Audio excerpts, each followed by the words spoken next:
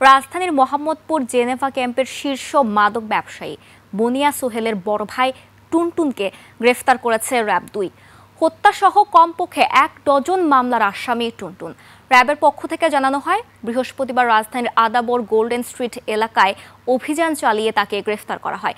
সে সময় 2টি বিদেশি পিস্তল, ম্যাগাজিন ও 5 রাউন্ড গুলি উদ্ধার করা হয়। এছাড়া তার সঙ্গে থাকা 5.5 লক্ষ টাকাও জব্দ করা হয়। টুনটুন মোহাম্মদপুর এলাকায় তার সহোদর ছোট ভাই বুনিয়া সোহেলের সহায়তায় মাদক সাম্রাজ্য গড়ে তোলেন বলে অভিযোগ আছে। একই সঙ্গে জেনেভা ক্যাম্পে আধিপত্য ধরে রাখতে প্রায়ই অপরপক্ষের সঙ্গে রক্তক্ষয়ী সংঘর্ষে লিপ্ত হয় তারা।